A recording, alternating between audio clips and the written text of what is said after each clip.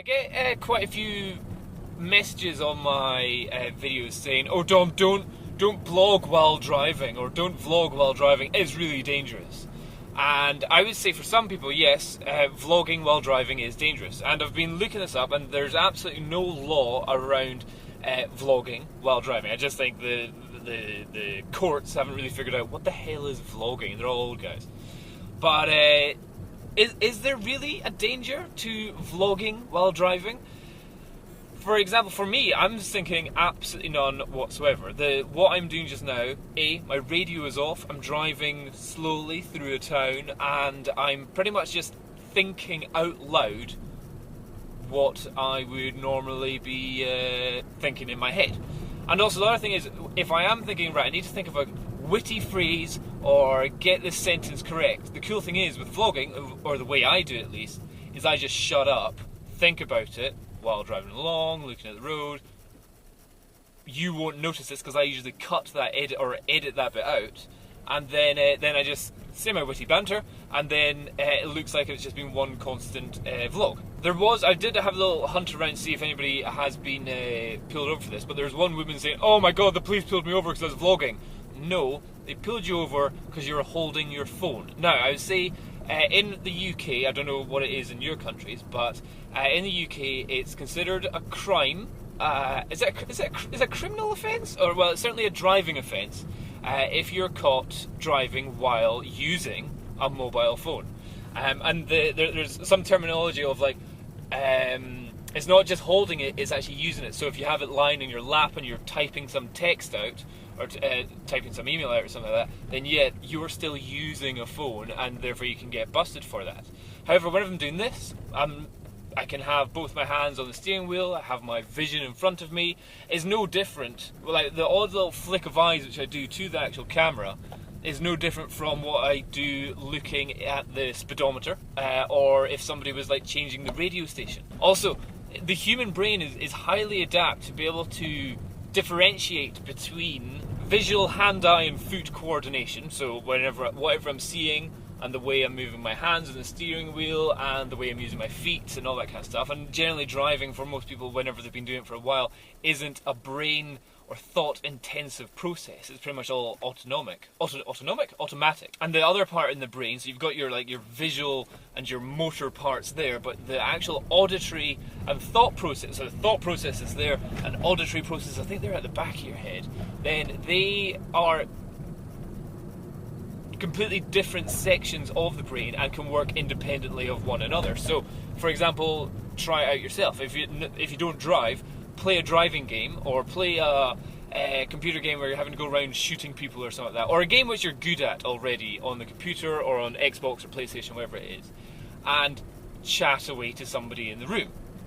I find, or I have in the past noticed, that I've been able to hold deep, in-depth conversations with somebody while I'm absolutely killing it on Project Gotham Racing.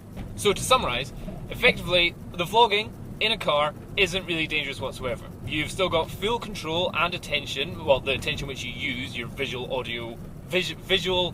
motor neural parts are still fully in control of what you're doing. It's not like you're having to juggle in a car while you're driving. If attention is needed above and beyond the automatic brain functions which are required when driving a regular route which you do every day, then I can happily just shut up and not vlog at that point and really put extra triple concentration into where I'm going. And in the end, there's nothing really more dangerous about this than listening to the radio, singing along to the radio, changing the radio station, looking at your speedometer while you're driving, and all that kind of stuff. So I say, if you've got fear of somebody vlogging while in a car, if they're new drivers, if they're not necessarily young drivers, but if they're new drivers and it's not an easy process of driving, then yeah, there could be a bit of a danger there. And also if they're vlogging with a camera phone, yeah, of course that's going to be punishable by a fine or at least a couple of points on the driving license. But generally, if you can drive and talk at the same time, then you can vlog. So there you go, bye bye.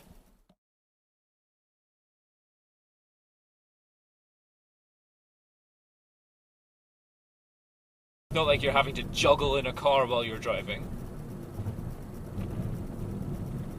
if attention is needed above and beyond the auto extra triple concentration into where I'm going.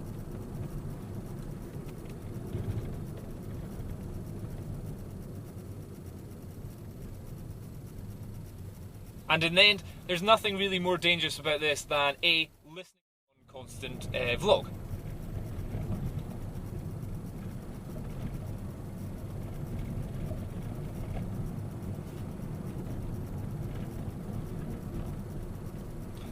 I did have a look at the speedometer, or if somebody was like changing the radio station.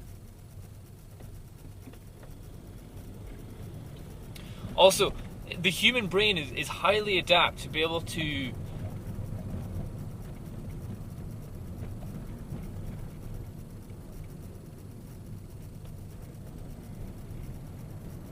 differentiate between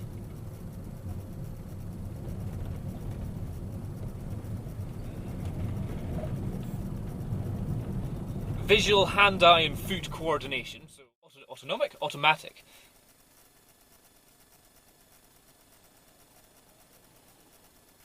and the other part in the brain, I'm absolutely killing it on Project Gotham Racing.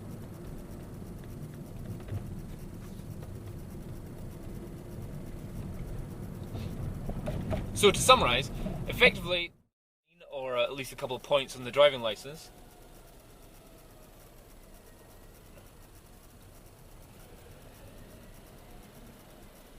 But generally, if you can drive and talk at the same time, then you can vlog.